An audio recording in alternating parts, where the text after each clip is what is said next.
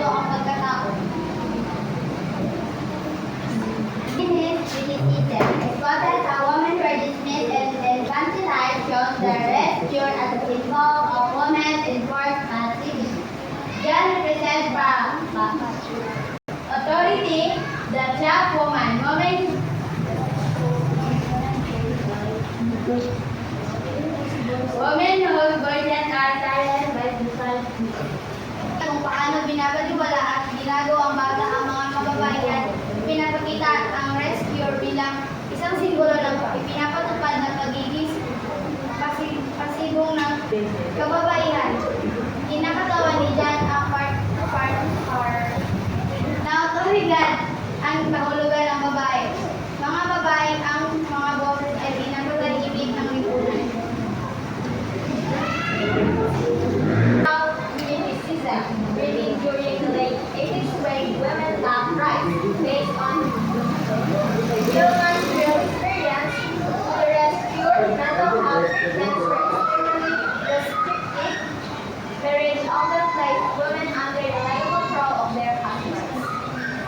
Isinulat noong bahagi ng ika-18 na siglo nang ang mga kababaihan ay walang mga karapatan bakit tunay na karanasan ni Gilma sa rescue ang mga paggamot sa kalusugan ng isip ay lubhang mahigpit. Kadalasan nilalagay na kasal ang mga kababaihan sa ilalim ng legal na kontrol ng kanilang mga asawa. Response to criticism. Frustration with oppression. Readers may feel frustration or anger over restrictions placed on the nation. Sometimes business costs and compliance with nursery deceit does not believe I see. Reflection on gender and mental health. Readers may reflect on societal treatments of women, particularly regarding mental health. The story highlights how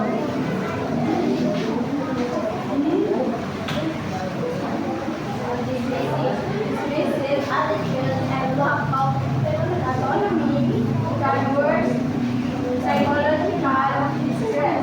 Personally, I believe that excitement and change pagkabigo sa mga pito. Maaaring makaramihan ang mga mababasa na pagkabigo o galit kay Jan at sa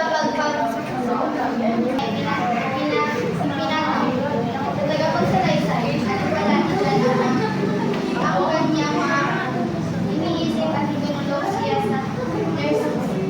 Makikita mo o hindi. Makikita mo na hindi siya naniniwala na ako ay may sakit.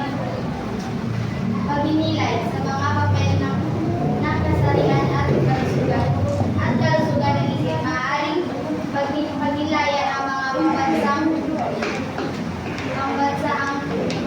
ang paggrado ng lipunan sa kababaihan, particularly tungkol sa kalusugan ng isip, itinatampok ng kwento kung paano mapapala ng mga mapagmamak at sa lubin at kawalan at